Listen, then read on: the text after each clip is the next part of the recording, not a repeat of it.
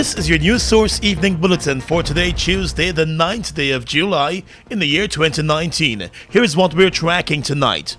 In a late afternoon address to the nation, President David Granger today said he and his government remains committed to the process for the selection of a new chairman of the Guyana Elections Commission. The government side is adhering to the ruling of the Caribbean Court of Justice and to the agreement with the leader of the opposition.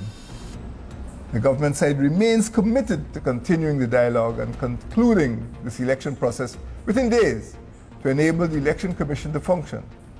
Once done, Guyanese can expect credible elections in the shortest possible time. The President, acting on the advice of the Elections Commission that it is ready to conduct elections, will proclaim a date for those elections. This necessitates the chairman of the Election Commission being in place as early as possible. The president's statements came one day after the opposition expressed some concern that the government may not be acting in good faith following the suggestion of 8 persons put forward by the president for consideration to be added to the opposition leader's list of nominees. In his address, the president reminded that the opposition leader and his point person in the negotiations, Gil Teixeira, both indicated that the opposition leader was not averse to the president making suggestions. Ms. Gil Teixeira, acting on behalf of the leader of the opposition, wrote Mr. Joseph Harmon, Director General of the Ministry of the Presidency, on the 28th of June, saying, and I quote, "The leader of the opposition is not averse to the president informally suggesting names in their proposed engagement for this consideration." These are Mr. Teixeira's exact words. Both sides agreed to establish a joint working group which would shortlist the names to 6 and present the list to the leader of the opposition before it is presented to me. It was also agreed that the exchange of names or the submission of names will include also suggestions which the president presented for inclusion on that list. The opposition leader has already put forward the names of 11 persons who were previously rejected by the president for the GCOM top job. President David Granger's statement this afternoon came at the same time that his representatives and representatives of the opposition leader were meeting to hammer out 6 names that the opposition leader should formally submit to the president for his consideration for the position of chairman of the Guyana Elections Commission. Meanwhile, following this afternoon's meeting between representatives for the president and the leader of the opposition, Director General of the Ministry of the Presidency, Joe Harmon, said 5 of the names submitted by Mr. Jagdeo have been rejected. We continued hammering out today, and there was a list of 11 names which were submitted by the leader of the opposition. What I can say to you, the status is that 5 of those names were rejected with reasons given. 2 are still under active consideration, and 4 of them we have decided to go forward with a shortlisting of the 4. So that for the 11 names, the 4 are shortlisted, 2 are under active consideration, and 5 have been rejected with reasons given. We will continue the hammering out process on Thursday at 4 o'clock, at which time we expect that the 8 names which were submitted by the president to the leader of the opposition, that we will have a view from the leader of the opposition on those 8 names. And in addition, they have indicated that the leader of the opposition might very well bring some additional names. Mr. Harmon said the 2 sides will meet again on Thursday, and at that time they will consider the names put forward by the president. He said the government is hoping to wrap up the entire process before the end of this week. More news coming up in just a moment. What would you do with 20 gigs of data? Get double the data this summer with GTT. On your first activation of a 7-day data plan or more, you get double the data. Yup, double the data. Activate and enjoy. Opt into a Do More plan this summer and receive double the data. Get a chance to win daily cash prizes and much more, plus a chance to win the grand prize of $100,000 in cash. Only with GTT, there's so much more data to love. Do more this summer. Summer is just around the corner, and this year we're giving you a Visacation. It's easy. Get your GBTI Visa card and travel to your dream summer destinations, or shop all you want online. With Visacation, you get to win prizes when you use your GBTI Visa card between June 1st and August 31st. Don't have a Visa card? Visit your nearest GBTI branch or go to www.gbtibank.com. GBTI, we see Guyana through your eyes. Motor gasoline grades are determined by the octane rating of the fuel. The octane rating of a fuel is the standard measure of the performance of a motor gasoline. Guy Oil's Super 95 gasoline is a high-octane premium gasoline. Fuel up and drive with Super 95 from Guy Oil. Well, let's tell you now that convicted Guyanese narco king Shahid Roger Khan was released from a Miami jail on Monday and is now being held in the custody of the U.S. Immigration and Customs Enforcement, ICE. According to the website for ICE, Roger Khan is being held at the Chrome Detention Facility in Miami, Florida. ICE would usually be the agency to begin the process for deportations once the subject does not fight the deportation order. With him being in the custody of ICE, it is unclear when Khan will be deported to Guyana.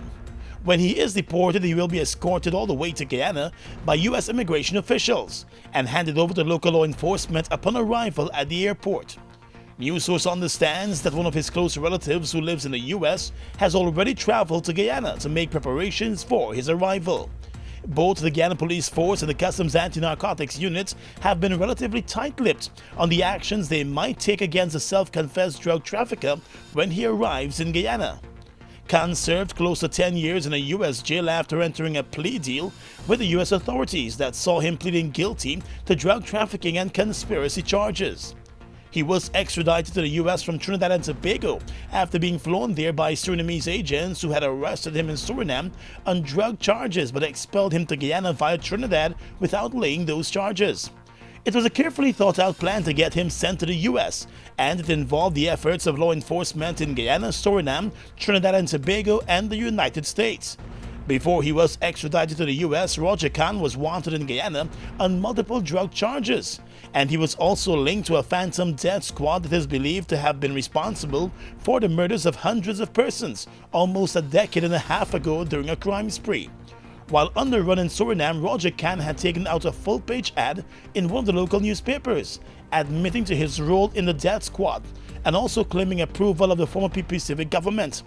The PPP, now in opposition, has always dismissed his allegations of being connected to their government, although during his U.S. trial, court documents surfaced which revealed that the former health minister under the PPP, Dr. Leslie Ramsamy, had signed off on a letter which allowed Khan to purchase and import spy equipment.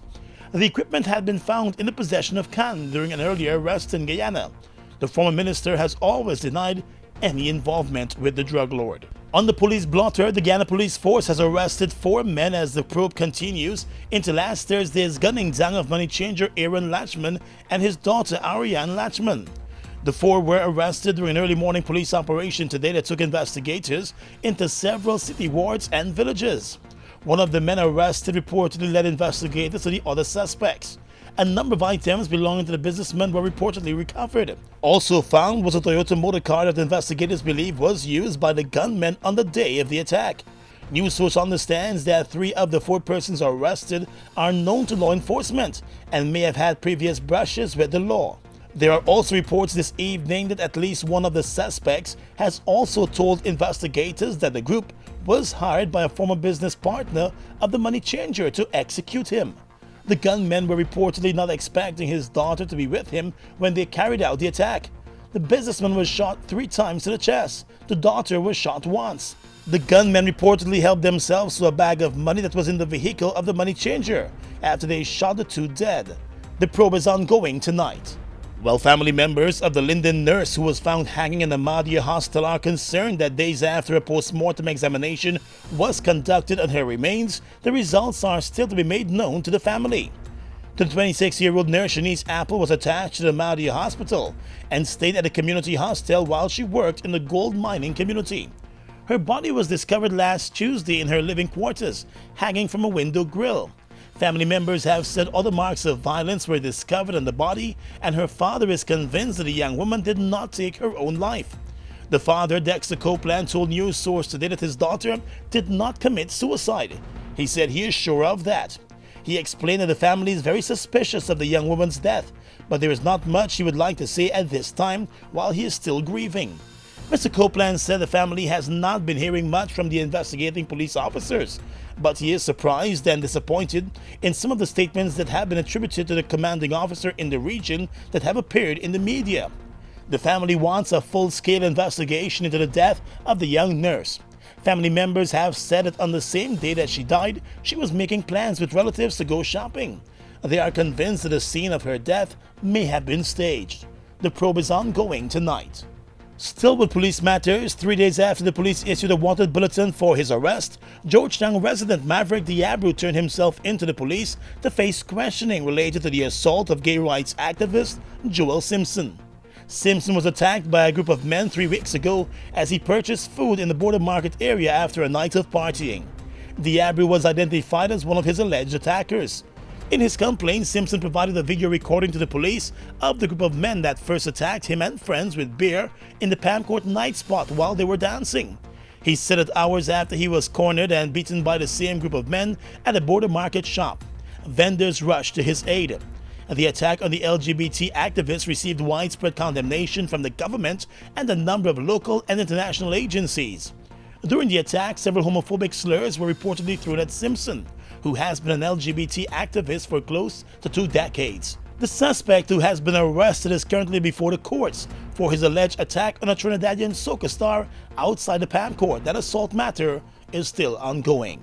The youth arm of the People's National Congress Reform, the Guyana Youth and Student Movement, is also pushing for house-to-house registration before the next elections, as it fully backs the position of the governing APNU-AFC coalition. The PNC Reform is the largest party in the coalition.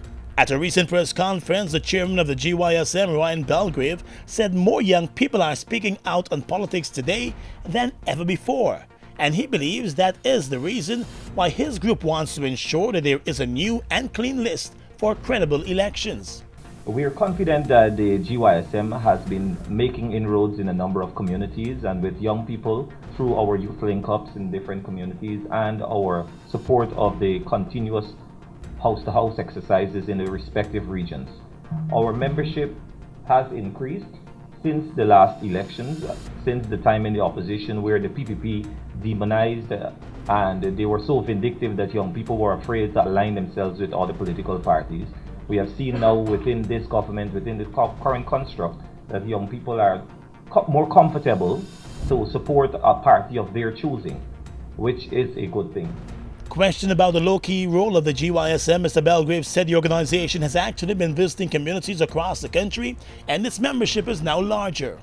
The Guyana Youth and Student Movement over the last 4 years has continued to rally behind the APNU-AFC coalition, supporting all of the programs and policies of the administration.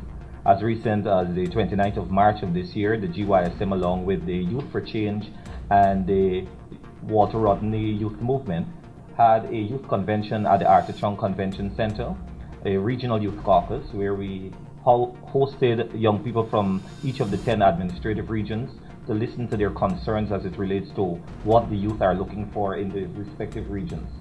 After which we had a forum at the National Library, a law forum, where young people from the St. Joseph High School and the Bishop's Law Society met with representatives from the Ministry of Education, University of Guyana, and the Public Service Ministry to articulate some of their issues that they're having. Fortunately, at that forum, we had Minister Tabitha Sarabo Hali, who listened to the concerns of the young people as it relates to law scholarships and those sorts of things. The parties in the coalition are all pressing the Guyana Elections Commission to move ahead with a house-to-house registration exercise to ensure the voters list for the next elections is clean. The last voters list expired at the end of April. Across the Region is coming up next. It's comedy with no apology. Mommy, baby, daddy, maybe. Right. What? No. If the child born ugly, my granddaughter, put it on him. Me? Put it on him? Me, you? Watch me with the say no. Watch, Joanna, and I show you something. Let your grandmother back up. You know how we settle this problem is. Settle what? Like 2 years domestic abuse. Are you ready? Are you ready? An all-star cast of singers, dancers, and comedians will rock the house. July 20th and 21st, the National Cultural Center will be in an uproar from 8 p.m. Tickets on sale now at Andrew's Supermarket, Nigel's, and the Cultural Center box office. Proudly presented by Godfrey Naughton in association with Mike James Drama Group. Mommy, baby, daddy, maybe. Well, it's what y'all waiting for. Go and get your tickets. We are legions of men standing strong, but never too proud to stoop and help someone. We must send a clear signal to all. Do right. Walk in upright ways, knowing that's what being a man is all about. And ever aware that things will only get worse when good men do nothing. Stand strong. Be the one to live right. Falls, a trademark of China's Zhanghao Incorporated, located at Land of Cane and East Bank, Demerara, was incorporated in April of 2013, with over 10 billion Guyana dollars invested in a state-of-the-art 100,000 barrel fuel storage facility, a modern service station, an office complex, and a modern wharf that can berth international vessels. Having no association with any other fuel company, Falls imports its own fuel, which meets quality specifications, has all the legal permits, and is in compliance with international requirements. Its bulk facility can load 8 trucks simultaneously at a rate of 1,000 liters per minute, while the service station can service 12 cars at a time using computerized fuel pumps, which can facilitate the use of ATM cards. Through its professional team of mostly Guyanese, Falls wholesales and retails fuels to the public, including farmers and miners, and will continue to positively contribute to Guyana by providing quality products, service, and attractive prices. Try Falls today for all your fuel needs. Across the region right now, Jamaica's murder rate is at an alarming level, with murders being recorded on the island at nearly 8 times the global average. Prime Minister Andrew Holness made a disclosure recently as he laid out a case for imposing a state of emergency in the St. Andrews South Police Division. He pointed out that the global murder average is 6 per 100,000. For the Caribbean, it is 16 per 100,000. And in Jamaica, it is 46.2 per 100,000. He said the situation is an epidemic, and there is no one who can tell him that the country should be satisfied with those figures.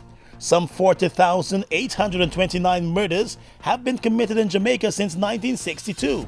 In the last 8 years alone, some 11,379 murders were committed. In the majority of cases, guns have been the weapon of choice. Neither the weapons nor the ammunition that are used to kill are manufactured in Jamaica. Yet the island is awash with arms, according to its Prime Minister. The Caribbean Community CARICOM has agreed to send a prime ministerial delegation to Haiti, where the opposition forces are seeking to remove President Jovenel Moïse from office over allegations of embezzlement. According to Antigua's Prime Minister Gaston Brown, the issue was discussed at a recent CARICOM meeting, and the body decided to a high-level delegation comprising of prime ministers to go to Haiti on a fact-finding mission. Prime Minister Brown said regional leaders have expressed concern at the developments unfolding in the French-speaking CARICOM country. CARICOM, he said, is concerned about the escalation of violence in Haiti, and it will be going there to find out what the situation is on the ground and at the same time to come up with recommendations to resolve the issues amicably. The Haitian president, who attended the ceremonial opening of the 40th CARICOM summit last week, left the meeting early. He reportedly held talks with the UN Secretary General while attending the CARICOM meeting. The opposition parties in Haiti have accused Moïse of embezzlement, but the head of state has defended himself against the report of the Superior Court of Accounts and Administrative Litigation into programs and projects funded by the Petro-Caribe oil deal that the country had with Venezuela. And finally tonight, international news. Venezuelan President Nicolas Maduro has said that he is optimistic as talks between the government and the opposition to resolve the country's political crisis resumed yesterday. The two sides have been engaged in a bitter power struggle since January, and preliminary talks held in May in Oslo petered out before an agreement. Mr. Maduro said a 6-point agenda was being discussed at the meeting, which is being hosted by Barbados. He did not give further details. The Norwegian Foreign Ministry is again acting as the mediator for talks between the two sides. And that's your News Source Evening Bulletin for tonight. I'm Gordon Mosley reporting.